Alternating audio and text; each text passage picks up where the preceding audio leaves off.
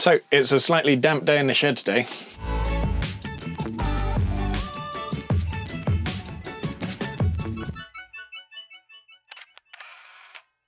It's quite nice to be in here. It's fairly warm and dry. Got a quick video today, quickish. Don't know how long it'll be once it's edited, because I realised I got kind of to the end of what I was doing and then thought, actually, I've had to rely on a comment in a previous post and doing a whole lot of research to be able to find out how to do what I want to do today. And I couldn't find anything on YouTube.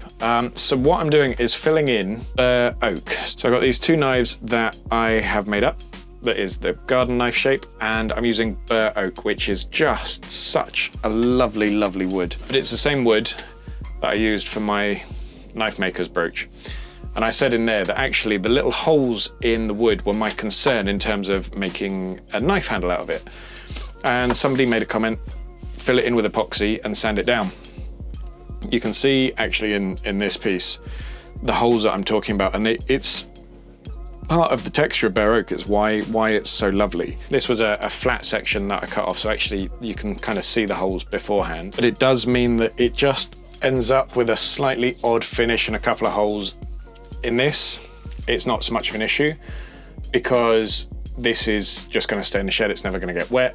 Whereas actually my normal knives, I want them to be able to be washed, and so actually just making sure they're waterproof and sealed, that's why I want to be able to fill the holes in. So really simply, what I did was just mixed up some epoxy and sawdust, so a 5-minute epoxy with a bit of sawdust that I had saved from sanding a couple of other bits, mixed it up and then spread it liberally on. The difficulty is there are air pockets in it, so there are two things you need to do before you actually spread it on. Number one, make sure there's no dust in the air pockets. So I used this, which I have actually for my camera, but just use that to be able to clean out any dust from inside there. And then when you try and fill it on, it creates air pockets under the epoxy. So what I used was a tip of a scalpel, a little X-Acto knife type thing, just to be able to actually help wiggle it around and help the air pockets escape so that it would actually fill more effectively. And then left it to set. And so I sanded it up to 150 grit, not 150 grit, I'd sanded it up to 180 grit before I did this. So I had all the shaping done and the rough surface finish. And then I sanded it to 180. I'm now going to re-sand it with 180 to be able to take off all the excess and then polish it all up and show you the results. So yeah, so it's these two knives that I'm going to be working on. One, I can't show you the blade because it's a commission and it's a surprise. But the other is quite an interesting one. I finished the blade to 400 grit and then left it to soak in instant coffee, very, very strong instant coffee overnight, and then stone washed it. So I'm going to talk about coffee washing and stone washing in another video because this is all building up. I wanted to test this. This is building up to a biggish knife project that I wanted to do. The file guard was part of that, and I may well make a file guide jig as well. But yeah, so the coffee wash, I really want to be able to perfect that, and I'm really pleased with the results it's given. So I'll have a bit of a picture of that at the end and show you what I mean. But yeah, for now, I've got these all set. These have been setting overnight, so I'm going to start getting them sanded, and yeah, we'll carry on.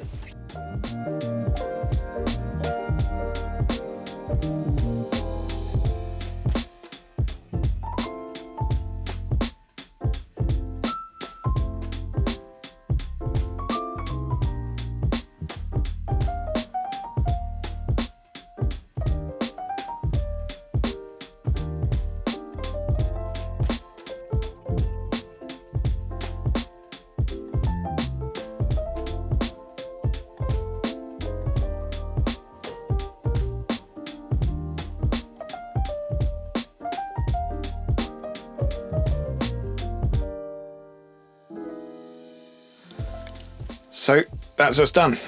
Like I said, my plan was exactly as I did, sand it to 180. And it was really interesting actually, when I was sanding off the epoxy, you can see it sort of wears down gradually, and then all of a sudden it just disappears and you're sanding back on the bare wood and you've got completely level.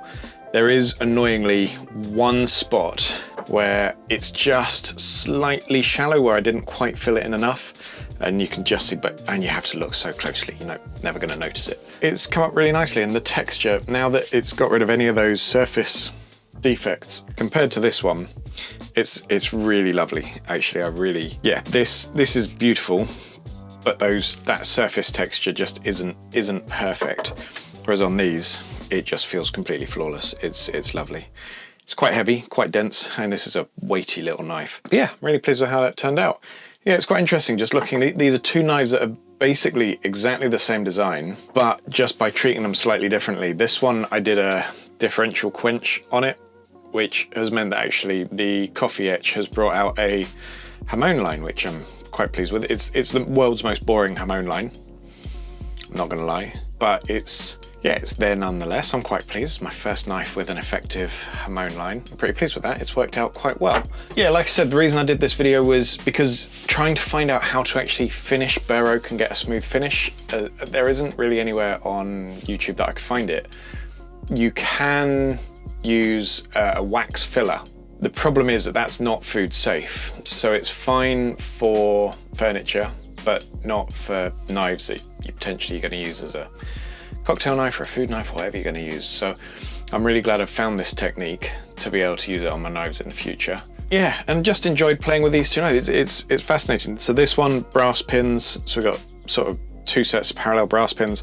This one, steel pins, and just seeing the difference in the look and how it actually affects the look of the wood as well. Yeah, I like that sort of stuff. I'm quite pleased. So thank you very much for watching. If it was useful to you, please like the video. If you like the video, please like it. If you'd like to see more, knife stuff, hints and tips, how to, or just me making knives, please feel free to subscribe. But otherwise, yeah, and if you've got any hints or tips yourself, please put them in the comments. I'd love to hear any hints or tips. This actually came from somebody that left a comment in the comments. Of course, they left a comment in the comment section. That's where you leave comments, Ben. But yes, they left a comment about how to fix it on the video about this.